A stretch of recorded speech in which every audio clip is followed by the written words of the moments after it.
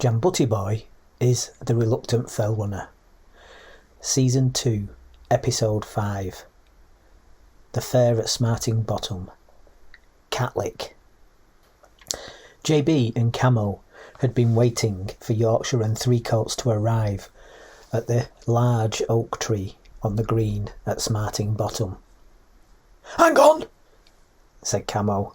"Here comes Yorkshire and Three Coats at last." Yorkshire and Three Coats worked their way through the crowd of runners. They had their Lonsdale Fell Runners colours on, white with red stripes, and their numbers safety pinned onto their chests. Yorkshire's number was 212, and Three Coats was 213. "You're just in time," said JB. His and Camo's numbers were 51 and 55. Yorkshire shook his head. "No, you're just in time, remember?" said Yorkshire. "Ha ha," said JB. We've been driving around trying to find a car parking spot," said Yorkshire. "All the car parks Three Coats has his pass for were full." "Some use that passes then," said Camo. "Told you were wasting your money. You should ask for a rebate." "I've already checked," said Three Coats sheepishly. There's a clause saying they're not liable if the car parks are full." Where did you find a place to park then?" said JB. "We spotted your car and went to see if you were there, and wouldn't you know it, there was a free spot next to you. So, no harm, no foul," said Yorkshire. said Camo. "So, this is the famous Smarting Bottom then, is it?" said Three Coats. "I hope we've time to look at the fair when we're back, and they haven't all packed up and gone home.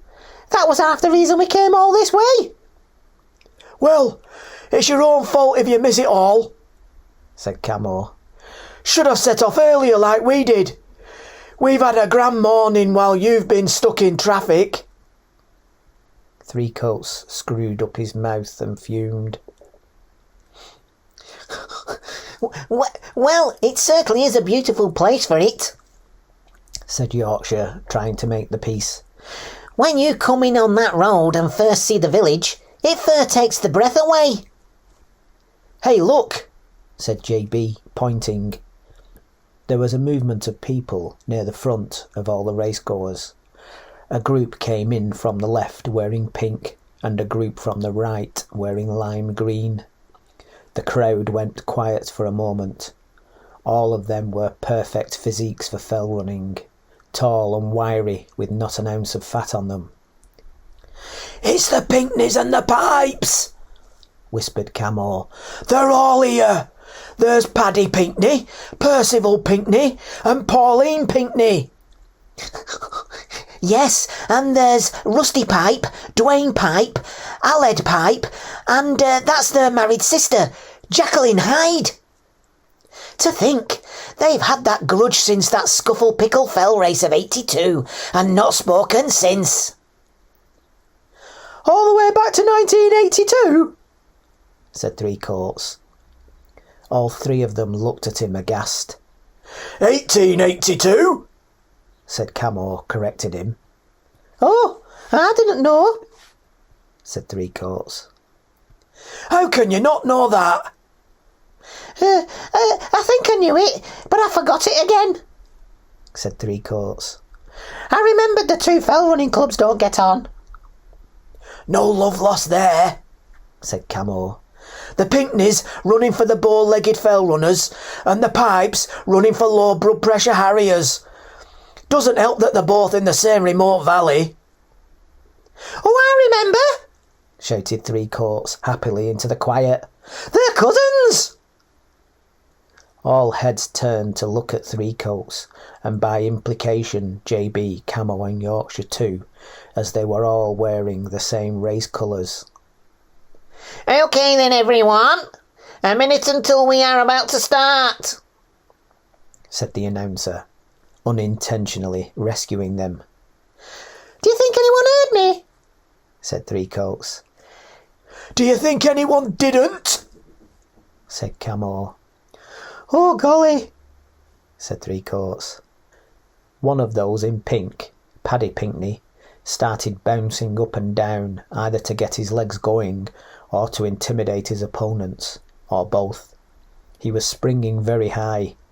Another in pink, Percival, went for a little jog up the steeply rising road. Good God, look at Percival Pinkney glide up that hill, said JB. I don't know how he does it. It looks to defy physics. Yeah, said Camo, coming in closer to whisper. They say he's got the most natural running style of the family, but his older brother Paul usually beats him. He's all power, is Paddy. No, they say Pauline, their sister, has the best form, said Yorkshire, joining them. Ooh, you're not wrong there, said Camo, ogling the leggy blonde Pauline. Steady on, Camo, said Yorkshire. I wish I could run like that, said JB, looking at Percival glide. It looks effortless, and it's like he's floating. Look, his feet don't make a sound when they hit the ground. He must be wearing anti-gravity shoes, said Camo, watching him in awe. I know what it reminds me of, said JB. Can you remember the TV series Kung Fu? Oh, I love that, burst in Camo. Do you hear the grasshopper at your feet? Oh, man, how is it that you hear these things? Young man, how is it that you do not? That's how he got his name, Grasshopper. You're on about when he had to walk the rice paper, though, aren't you? Without him tearing it or leaving a mark. Exactly, said JB. I bet Percival can run on rice paper without leaving a mark. I think you're right, said Yorkshire. But the other famous scene where he had to carry the hot coals with his bare forearms, that's more like Paddy, that is. I can see his arms, said Three Coats. I can't see any dragon burns, though. It's not real, Three Coats, said Yorkshire, looking at him to see if he was serious. It's just a TV programme. Oh, yeah, said Three Coats. You're not a full shilling, you, said Camo. I am a full shilling, said Three Coats. Thank you all for coming to Smarting Bottom, started the race organiser. This fell race is for many the highlight of the day and even the year, said the announcer. We hope you all have a great time and make the most of this beautiful weather. The chosen charity for the proceeds for this year's event is the church roof fund. There was some mumbled agreement from the crowd. And everyone glanced at the beautiful old Saxon church. Just two final things from me, said the announcer. If for any reason you have to pull out, don't forget to hand in your race number to a marshal, so they can tick you off and we know where you are. And second, could you all step back behind the start line, please? There was some nervous laughter. And the big mass of the crowd all gently took a few steps back. You know what? said Camo, looking at the Pinkneys and the pipes. I'm going to go for it. I'm going to the front and see how long I can keep up with the front runners, just for a laugh. Oh, good idea, said Yorkshire. Me too. Are you two coming? I'll run my own race, said JB. Chicken, said Three Coats, following them. JB sighed and followed after them. This is going to be horrendous, he thought. The four of them squeezed through the crowd and wormed their way towards the front, getting a few dirty looks as they went. Okay, everyone. On a count of 5. 5, 4, 3, 2, 1. A second later, and a starter pistol fired, and everyone set off. The men from the Pinkneys and the Pipes and a group of elite runners were already pulling away after a few seconds, and JB, Camo, Yorkshire and Three Coats were pulled along at the front by the mass of runners in one big blob. Well, that didn't work then, did it? Said Camo between quickly taken breaths. Look at them go! Everyone in the mass of runners was forced to sprint to the same pace to save being trampled in the narrow village street. It's like a herd of wildebeest on the move, thought JB. It's one of those few times you realise we're animals after all. There was the collective sound of feet hitting cobbled stones in unison, like the sound of hooves, slower than other animals, but an animal sound all the same. JB was breathing hard with the pace faster than he liked to run. Stuck in the block of runners, they all ran through the tight winding streets of the village, with scattered groups of bystanders shouting encouragement. Well done! Keep going! Come on, you bow-legged runners! They started up a rise in the road, and JB listened for the change of sound that from experience he knew was coming. Some of the runners started to struggle more than others to keep up the pace, and dropped their speed slightly. The synchronised sound of feet slapping the ground broke and gave the signal for people to run more their own race. JB realised that runners were passing them. He was near Camo, but could not see Yorkshire or Three Coats. He glanced behind on a straight section and saw them. Three Coats looked like he was struggling with the pace. They went from the tight streets of the village to a rough pathway between farm buildings, the pathway twisting left and right. On his right side there was a paddock with a couple of horses just chilling in a field, not even looking to see what all the stampede was about. I could be chilling like that back at the village. What am I doing this for exactly? Thought JB. They came out of the farm complex to an open field, and he could see the lead runners off into the distance, pulling further and further ahead, and the runners beginning to string out behind. He was struggling for breath, and he had the same two thoughts he had every time at the start of a race. How can anyone run faster than this? It's impossible to run faster than this. Well, clearly they are, because you can see them doing it. And then his second thought. This is too hard. It's impossible. Maybe I'll have to stop and walk back in front of everyone. Won't that be embarrassing? No, you won't, because you know you can do it, because you've done it all before, remember?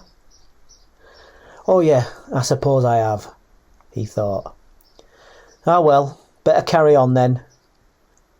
When they came across the field, they came across the runners bunching up. Hey up! Said Camo. Bottleneck! There was a gorge with a stream below, and the bottleneck was to get across a long bridge. One or two of the runners were not using the bridge, but going down into the gorge and crossing the stream.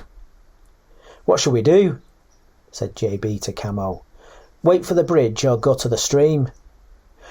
Bridge looks quicker, even though you have to wait, said Camo. While they were queuing to get onto the bridge, JB looked behind at the queue of runners. Pauline Pinkney and Jacqueline Hyde were just behind them. They were pretending not to notice each other. Oh dear, thought JB. I hope this won't take long. JB looked at the mass of runners who were on the thin bridge. The sound of their feet on the bridge echoed and the bridge vibrated. With the sound of their feet, their movement became synchronised and the bridge bounced to the tune. The runners laughed and bounded up and down in time, making the bridge bounce higher and higher. The bridge runners were whooping and hollering. Hoo-hoo-hoo! Look at that, Camo, said JB. Is this bridge safe, do you think? Camo's face turned white, looking at them. "Break step!" he shouted at those on the bridge. "Break step!" "What do you mean, break step?" said JB. Camo was far off, looking at those on the bridge. "We have to make them break step. In the army, you're not allowed to march in time on a bridge after one collapse with them doing it. The vibration can make them collapse, you know." In front of them, the bridge was bouncing up and down with a train of laughing runners, all making it bounce higher and higher with their in-time movements. "What do we do?" said JB. "We have to stop them," said Camo. "We have to make them break step." JB and Camo were next up for the bridge. JB did not want to get on the bouncing bridge, but he could not get off because of the press of eager runners behind. In front of him, Camo was at the narrow entrance. He stretched out his long arms and grabbed hold of either side of the bridge. He put his giant back to them and barred the way on.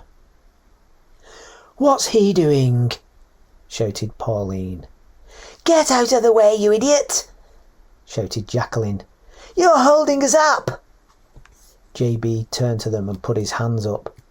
How do I explain this one? He thought. In the British Army, he shouted, but his voice was drowned out by the voices of 100 gathering runners. Get out of the way! Move it, man!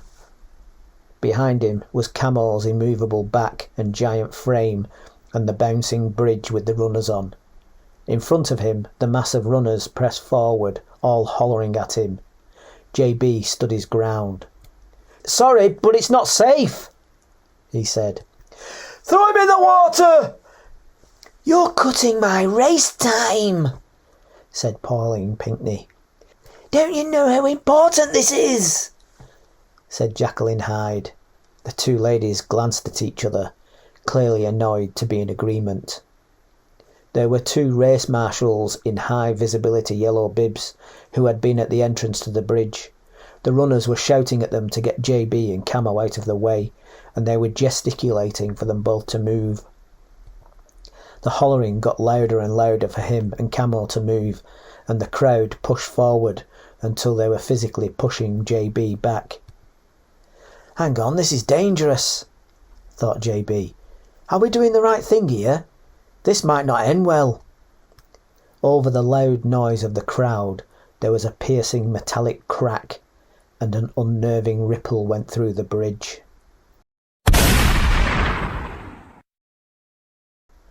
The crowd went quiet, and those runners on the bridge stopped in their tracks. It took a couple of seconds for the bridge to stop undulating and settle to a stop. Then there were a few seconds of absolute silence, while everyone tried to figure out what had gone on.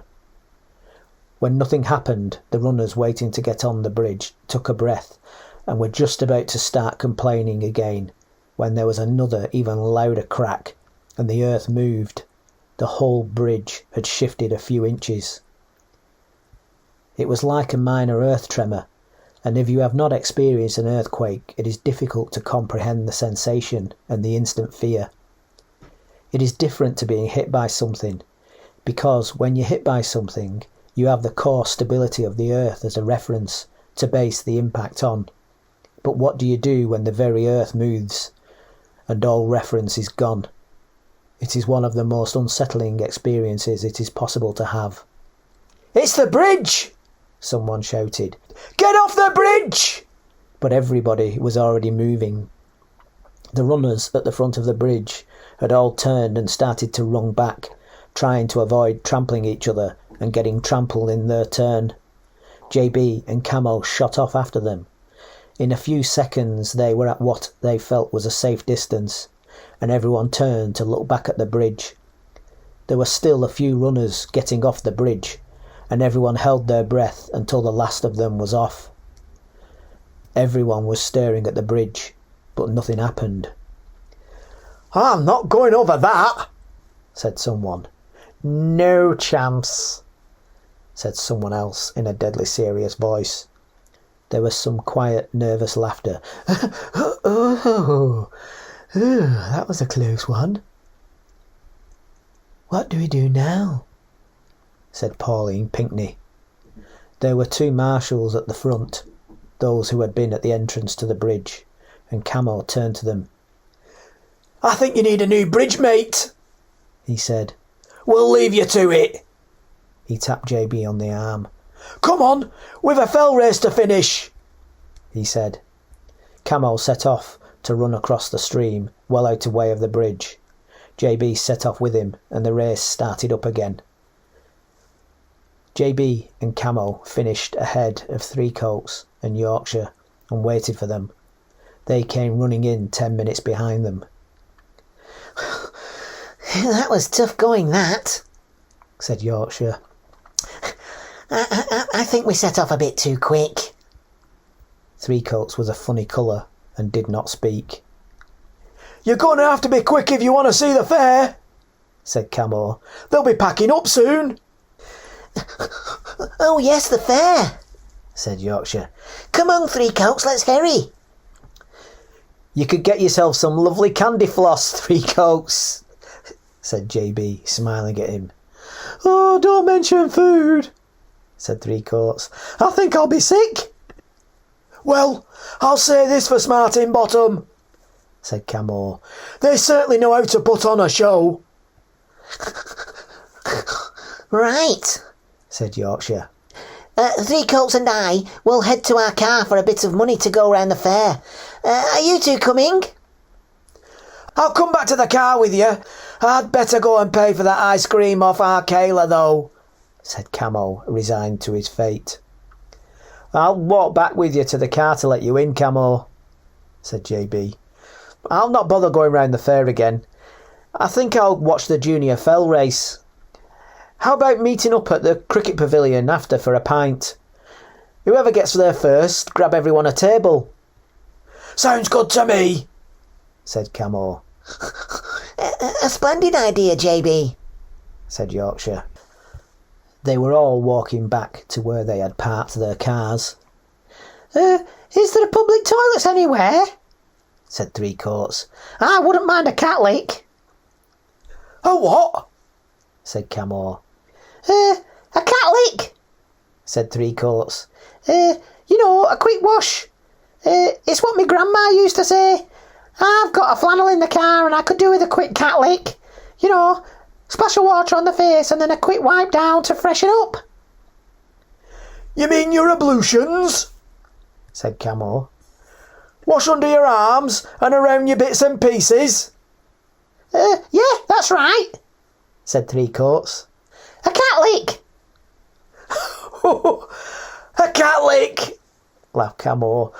"It is like a cat lick, isn't it? I like that. I think I'll use that one, Three Coats." Camo chuckled all the way back to the car at the idea of a cat lick. JB let Camo into his car. Yorkshire and Three Coats were over at Three Coats' car. "What about the bridge, chaps?" said Yorkshire. I forgot about that. What do you think it is?" "Something will have given way," said Camo. "I bet a bolt snapped. All that jumping about and making the bridge oscillate. Idiots nearly killed themselves doing that." I thought the pair of you were going to be lynched," laughed Three Coats. "It was Camo's idea from his army days," said JB. "A bridge collapsed once while soldiers were marching over it. Since then there's a standing order not to march in time crossing bridges." "Break stride," said Camo. "Break stride." "You're pulling my leg," said Yorkshire. "I aren't," said Camo. Yorkshire looked like he was unsure if it was a wind-up or not. He got his phone out and searched the internet. "Here it is. Well, what do you know?" he said, looking at his phone. "Broughton Suspension Bridge. Broughton was an iron chain suspension bridge built in 1826, one of the first suspension bridges built in Europe. From the Industrial Revolution, no doubt. On the 12th of April 1831, the 60th Rifle Corps carried out an exercise on Kersal Moor under the command of Lieutenant Percy Slingsby Fitzgerald, the son of John Fitzgerald, Member of Parliament and brother of the poet Edmund Fitzgerald. I know the Fitzgeralds, he said. I'm invited to the granddaughter Agatha's coming out party. What a surprise, said Camo. Said Yorkshire, and carried on. As a detachment of 74 men returned to barracks in Salford by way of the bridge, the soldiers, who were marching four abreast, felt it begin to vibrate in time with their footsteps. Well, what do you know? That's what happened here today. Get on with it, said Camo. OK, said Yorkshire. Finding the vibrations amusing, they started to whistle a marching tune and to humour it by the manner in which they stepped, causing the bridge to vibrate even more. Oh, the head of the column had almost reached the Pendleton side when they heard a sound resembling an irregular discharge of firearms. Oh, that's what we did. We heard that noise. Immediately, one of the iron columns supporting the suspension chains on the Broughton side of the river fell towards the bridge, carrying with it a large stone from the pier to which it had been bolted. Oh dear. The corner of the bridge, no longer being supported, then fell 16 or 18 inches into the river, throwing about 40 of the soldiers into the water or against the chains. Oh dear Lord. The river was low, and the water was only about 2 feet deep at that point. None of the men were killed, but 20 were injured, including 6 who suffered severe injuries, including broken arms and legs, severe bruising and contusions to the head. Oh dear. Here we are. The subsequent investigation found that a bolt in one of the stay chains had snapped at the point where it was attached to the masonry of the ground anchor. Well, I never. Told you, said Camo. Told you it'd be a bolt. I suppose I'd better go and see Arkayla and get this over with. Yorkshire and Three Coats hurried off to see the stalls of the fair before they packed up. JB wandered off to have a quiet moment to himself. The junior races were on, and he decided to go up the hill that overlooked it to get a better view. As he climbed up, he saw he was not the only one to have the same idea. The Pinkneys, in their racing pink shirts, were perched on the banking of the hill. Paddy, Pauline and Percival. Paddy gave him a quick, stern glance. JB thought it would be ruder to turn away than to sit where he had intended, so he sat down a little way from them and looked out over the juniors racing the lower and much shorter course in the lower valley.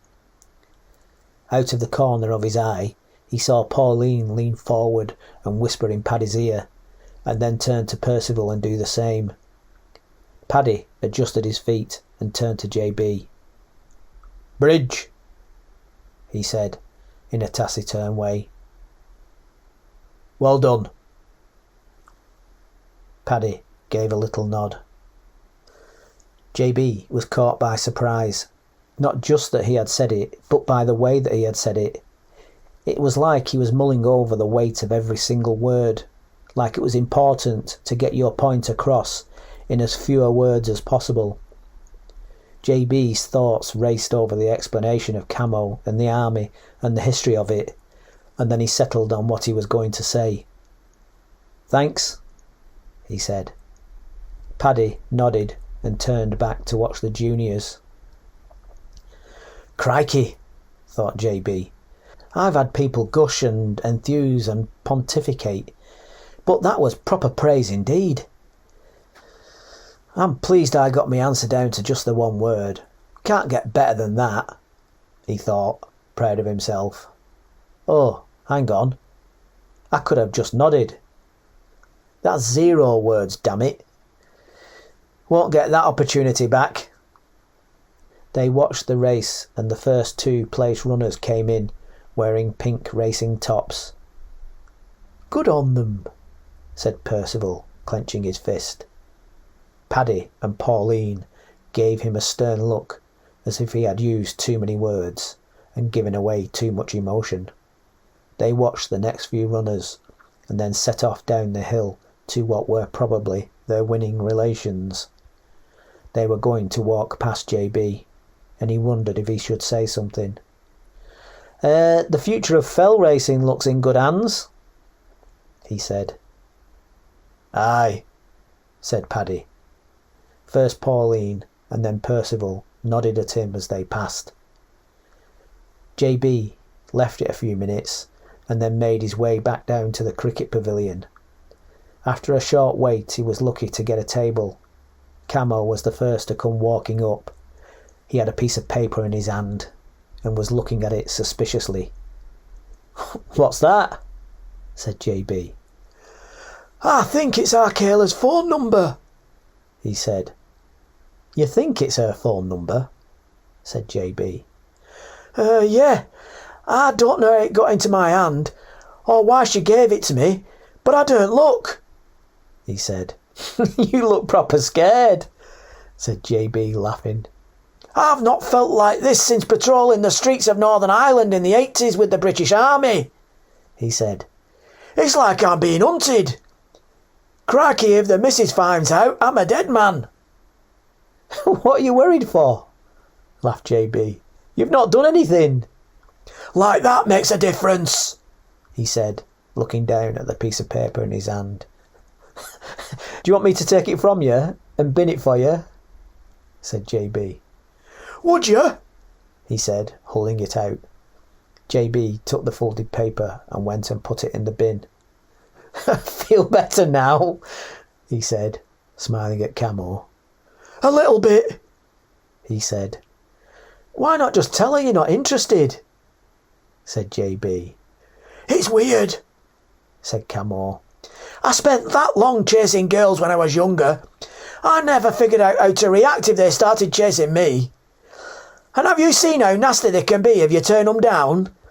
You've seen Fatal Attraction, haven't you?" "Oh, could be bad news for your bunny rabbit," laughed JB. "Oh, don't say that," said Camo, shivering nervously. Yorkshire and Three Coats walked up. "Now that is a proper fair, just like in the olden days. Smarting Bottom certainly knows how to put on a good show. What a day we've had, eh, chaps?" "Did you see the 3 Scout boys doing the one-arm bandit?" said Camo. "I think I like that the best."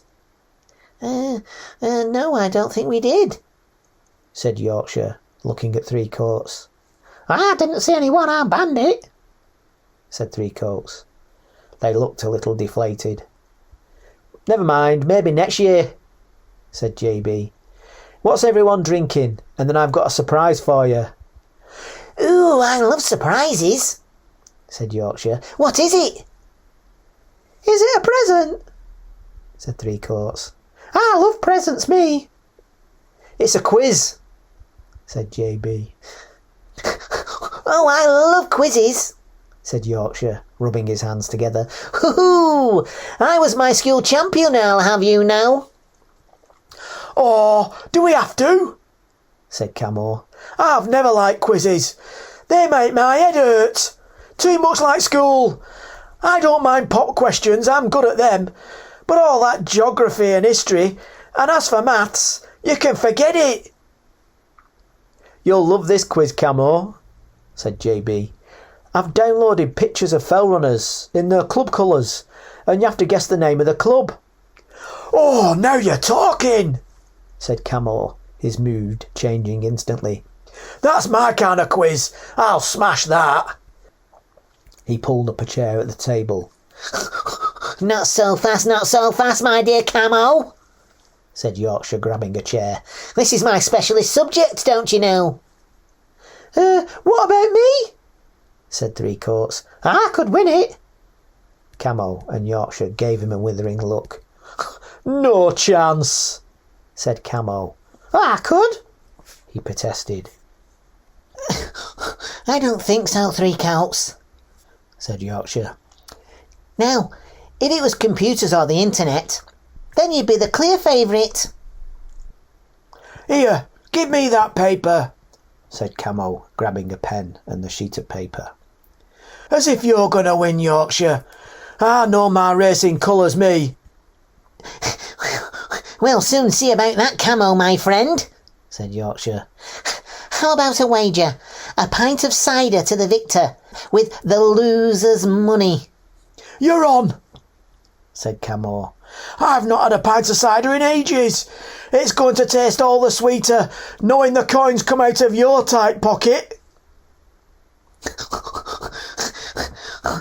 We'll soon see about that, said Yorkshire. What about me? said Three Coats. I could win. Yorkshire and Camo looked at him with faces that said, "Don't be ridiculous." Hang on, said Camo. Let me put my specs on. That's cheating, said Three Coats. How's that cheating? said JB, Yorkshire and Camo together. Sorry, said Three Coats. Quizzes get me competitive. OK, said JB. Ready to see the first runner, everyone? Ooh, hang on, said Yorkshire. You are just going to show it straight out like that? Yeah, said JB. Ooh, risky, said Yorkshire, slowly shaking his head. People are very particular about quizzes. You should state the rules clearly about how it is going to run to the most minute detail, and what happens in all circumstances. Otherwise you will have bad feeling all round. JB smiled, but they all stared at him seriously. OK, he said. I'm going to hold up a picture of a fell runner in a racing colour, and you write down which club you think it's from. The person with the most correct out of 10 wins. What if there's a tie break? said Yorkshire. I've thought of that, said JB. I've got a tiebreaker question. If there's a tie, whoever says the correct answer first wins. Who's going to mark all the answers? said Yorkshire. Mark your own, said JB. Ooh, said Camo, sucking air through his teeth and pursing his lips. We'll switch papers then, said JB. Yorkshire and Camo nodded their heads. What if someone says, for example, just Pimpernel, when the full name is Pimpernel Harriers? said Camo. Oh yes, or they say Pimpernel Fell Runners instead of Pimpernel Harriers, said Yorkshire. Just Pimpernel is fine, said JB. Yorkshire and Camo looked at each other and nodded that was OK. I've never heard of Pimpernel Harriers, said Three Coats. There is no Pimpernel Harriers, Three Coats, said Yorkshire. He just made it up and used it as an example for the rules. All right, said Three Coats. You've no chance, you, said Camo. I have, said Three Coats. Camo shook his head. Hang on, what about spellings? said Camo. I'm great at race colours, but not at my spellings. As long as it's clear to the adjudicator that it is, for example, Pimpernel, the spelling does not have to be accurate, said JB. It's a test on race colours, not your spelling. That's good, said Camo. How long will we get to have a look at the picture? said Three Coats. JB shook his head. Are we ever going to get this started? About 10-15 seconds. At the adjudicator's discretion, he said. Oh, right, said Three Coats, looking around. Who's the adjudicator then? Camo, Yorkshire and JB all looked at him and scowled. Oh, come on, Three Coats. It has to be JB, the adjudicator, the quizmaster, said Yorkshire. How was I supposed to know? said Three Coats. Yorkshire and Camo shook their heads. Right, said JB. Everyone ready? All three of them were sat poised with pen and paper. OK, here's the first one. JB held up his phone with the first picture of a fell runner in his racing colours. Oh, that's easy, that, said Camo, writing the answer down. We all know that one, said Yorkshire. I've got it, said Three Coats. Well, write it down then, said Yorkshire. JB showed the pictures one at a time. There was much head-scratching, ha-has and chewing of the ends of pens. Right, here's the last one, said JB. Hang on, give me a second to think on that last one. You're going way too fast, you are, Jam Butty Boy, said Three Coats. No, he's not, said Camo. You're just too slow, you. Part of the quiz is to come up with the answers quickly. We can't sit all day waiting for you to make up your mind, you know. Said Three Coats. Three Coats tried to take a quick sneaky glance at Camo's paper while he was distracted. Camo quickly covered his paper with his hands. Get on with you, said Camo. Yay! Right, here we go, said JB, showing the last one. Camo took one look. I know that one! Get in! said Camo. Ooh, said Yorkshire. What is that? Ha! shouted Camo. Ooh, no, I know it, said Yorkshire, trying to find the name. Ooh, oh, got it! Dagnamit, said Camo. I haven't, said Three Coats. Camo and Yorkshire had their hands over their sheets from Three Coats. Switch sheets then, said JB. Hang on a second, said Three Coats. I've not put an answer down for that last one yet. Come on then, said Camo. Camo and Yorkshire stared at Three Coats. I can't go with you all looking at me, said Three Coats. Rubbish, said Camo. I'll count to 10 in me head and then time's up. It all went silent while Camo counted in his head. Right, that's it, time's up, said Camo. Swap sheets, everyone. Three Coats reluctantly handed his sheet over, and there was a bit of confusion while they figured out not to end up back with their own sheet again. Oh, hang on, said Three Coats. I've remembered that last one now. Can I have my sheet back? Three Coats reached out to Camo to snatch his sheet back, but Camo quickly drew it away. No chance, said Camo. You've just seen the answer on my sheet, that's why you know it. I didn't, said Three Coats. I might not win now because of that. Don't be daft, said Camo. You've got 4 blank spaces here. You've lost already. I might still win, said Three Coats. Come on, JB, said Yorkshire. Let's have the answers. OK, he said. Right, first fell running colour was Bunyandale. Easy. Easy, that one, said Yorkshire, ticking off Camo's answer. I got that one, said Three Coats, looking over at Camo, marking his sheet. We all got that one, said Camo. JB went through the answers.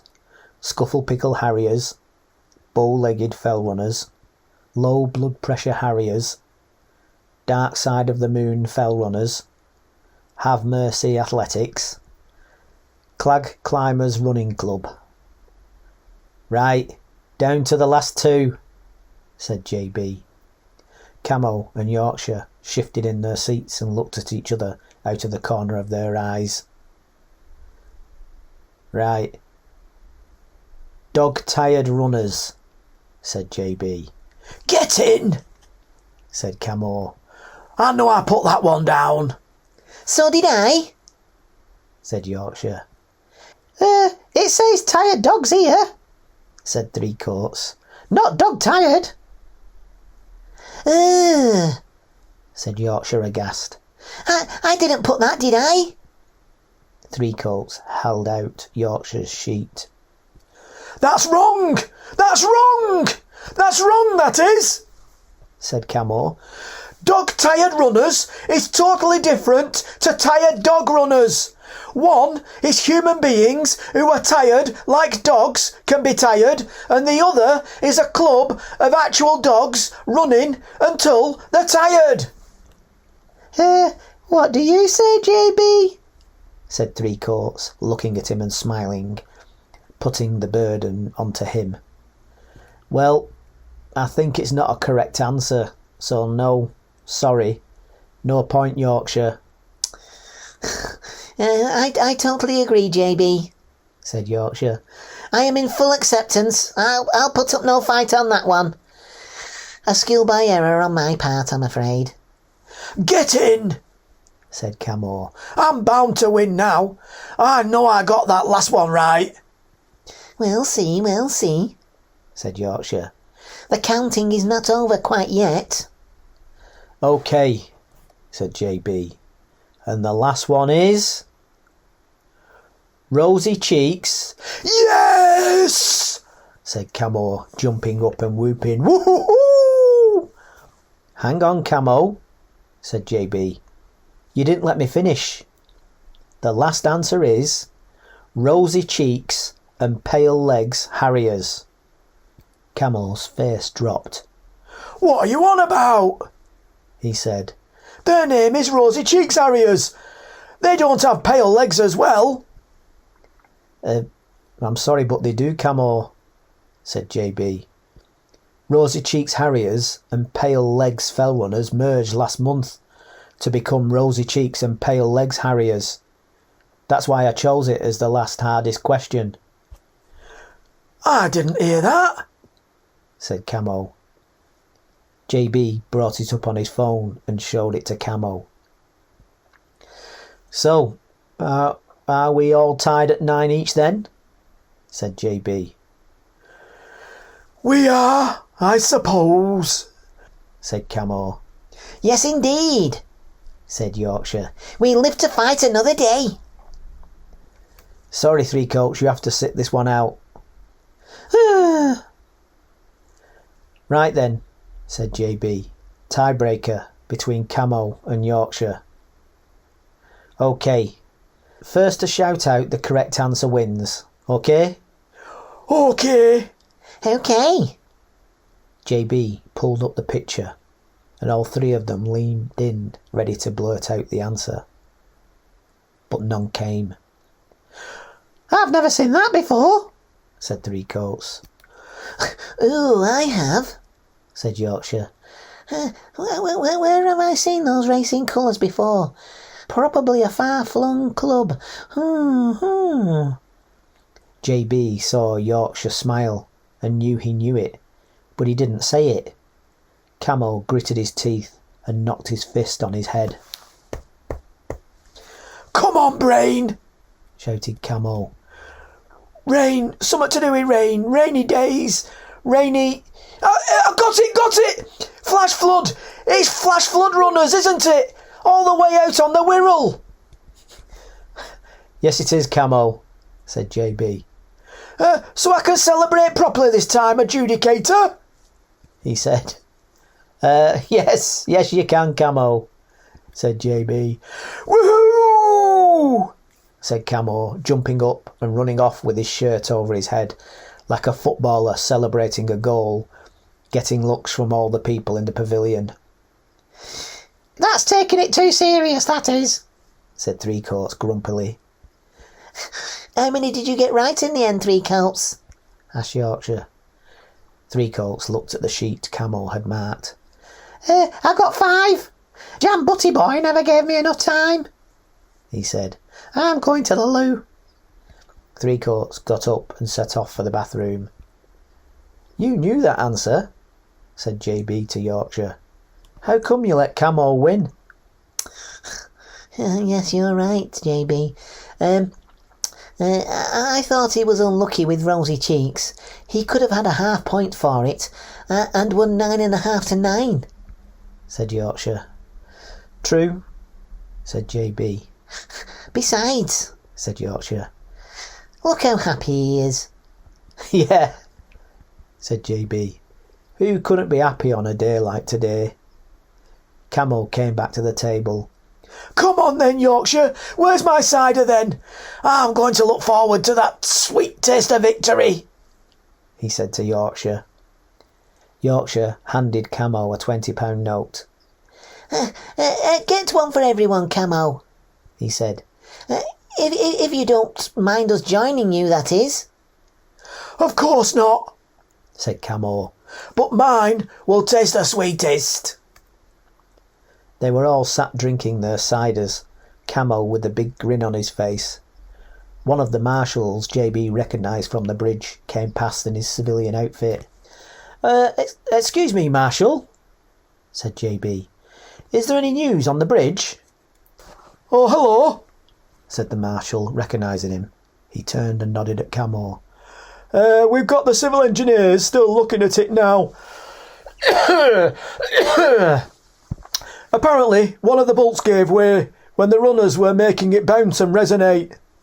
Told you, said Camo.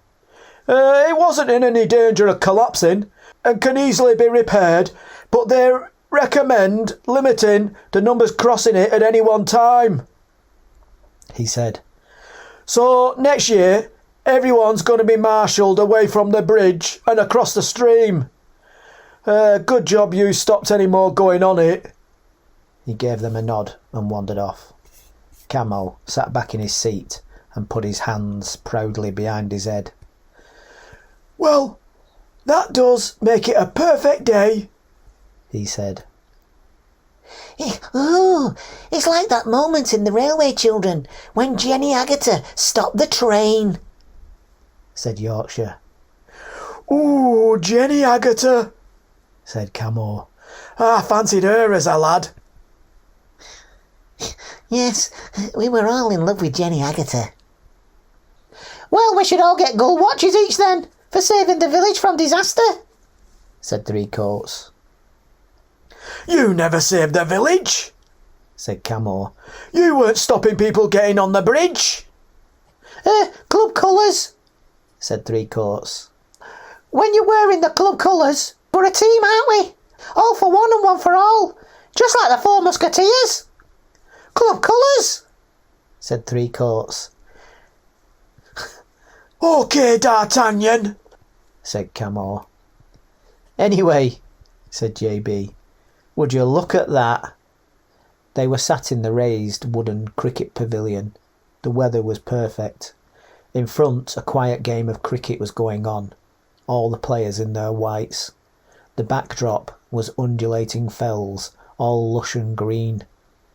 Off to the side was the village and the fair. The afternoon was warm and made everything slow and lazy. Well, said JB, I think we have had the perfect day. He raised his glass. To Smarting Bottom, everyone, he said. Hear, hear, said Yorkshire, raising his glass. Well said, JB. To Smarting Bottom, said Camo. They all clinked glasses.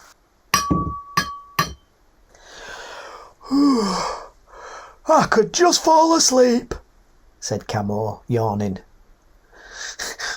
Oh, a 5-minute afternoon nap with a belly full of cider. How very English, said Yorkshire. I might shut my eyes just for 5 minutes, said Three Coats, yawning. JB looked across at all three of them with their eyes shut. Camo was sound asleep, and the other two were just getting comfy and drifting off. Too much excitement for one day, he thought, smiling. It was the perfect day, and even though he was sat in a wooden pavilion, on a wooden chair, with a wooden table in front of him, JB forgot to knock on any. At the next meeting of the club, everybody agreed that the trip to Smarting Bottom was a great success, and that they should, if possible, do it the following year. Towards the end, Three Coats was acting a little sheepish. Something on your mind, Three Coats? Said JB. Have you seen this? He said, holding out a booklet and a flyer. What's that? Said Camo, taking it off him. The LRRC? What's the LRRC? The LRRC stands for the Little Red Running Club, said Three Coats. The Little Red Running Club? Repeated Camo. Never heard of it. That's because it's new, said Three Coats. It sounds really good, actually. When you sign up, you get a full, free red race top to show you're a member, with LRRC on it, and the right to enter all 10 races. When you're running the race, you get your booklet stamped, and if you do 8 races, you qualify for a free buff, or you can save them up for the following year to get LRRC socks, or a pair of running shorts. That sounds amazing, said Camo, grabbing the booklet and leaflet off Three Coats with his giant hands. Let's have a butcher's then. That's quite entrepreneurial, said Yorkshire, crowding in to have a look. Three Coats looked pleased with himself that he had brought the booklet and leaflets in, and they were looking at it. Here, look at what they've called the 10 races, said Camo with a big grin on his face. Stampeding Bullocks, Dash for the Loo, Wolf's Lair, Head on a Pike, The Terrifying Loop, The Naked Romp, Cantering Big Lass, The Big Show Off, Horseshoe Surprise, Chase Me Round the Mountain, Fast Scree Descent, and lastly, Run for Your Life. God, they sound fantastic. Oh, it all sounds very exciting, said Yorkshire. Here, let me see. He took the leaflet off Camo and started to read the blurb out loud. The Little Red Running Club, hereby to be known as the LRRC, promises all members to uphold the highest levels of tradition of event with the most modern and professional practices. All races will start exactly on time as advertised. Oh, that's a good thing. None of the usual hanging about then. All races will be measured to their exact height in feet and distance in miles. Oh, now we can all agree that is a good thing. These fell races never do match my GPS watch for the distance that has been advertised. Yorkshire carried on reading from the flyer until he announced, It's all very well put together and professional indeed. You really think so? said Three Coats. This could just be the boost the sport has been waiting for, said Yorkshire.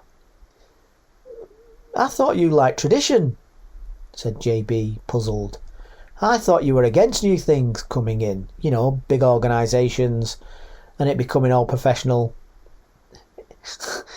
It's not that kind of organisation, JB, said Yorkshire.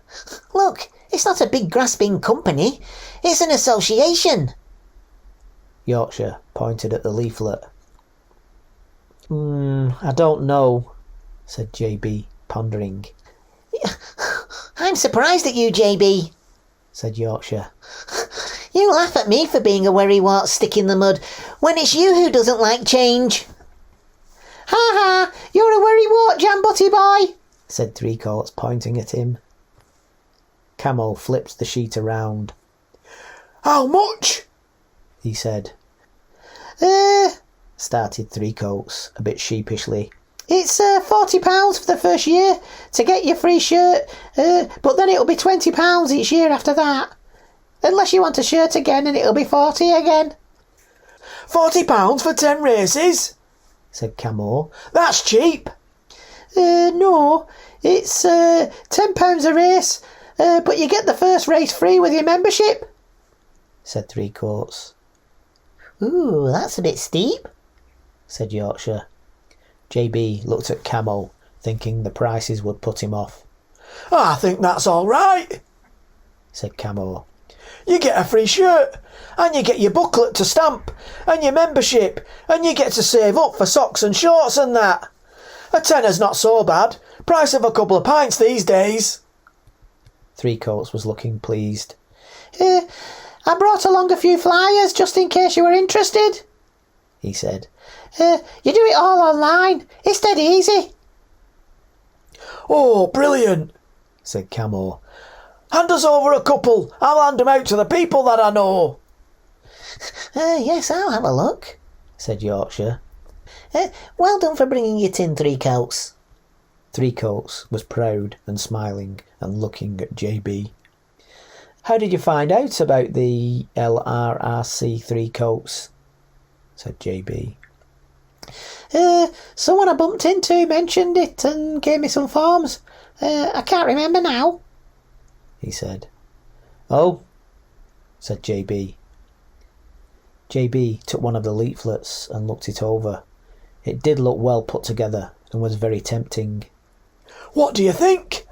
Said Camo to JB, his eyes lit up and still poring over the advertisement. I'm not sure about it, he said. I think I'll leave it a bit and see how things develop. Well, I'm definitely doing it, said Camo.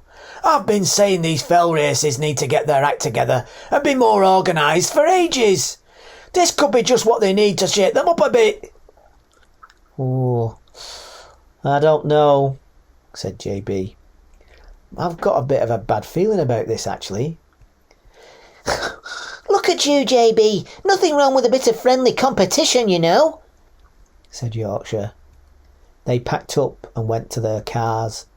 JB got in his, and the three of them were stood around Three Coats' car with their flyers discussing the new LRRC. They've not spotted that you have to be a member of the LRRC to run in their races. There's no paying on the day, no just turning up, paying your entrance fee and off you go to anyone who wants to. And there's no club colours, you have to run in their gear. Everyone will look the same. If it starts to take off, it could split the fell running community into those in this group and then those not. It could actually mean the end of the Lonsdale fell runners. JB waved as he set off, going past them, but they were too engrossed in the leaflets and talking about it to see. Well, thought JB, maybe they have spotted it and they just don't care.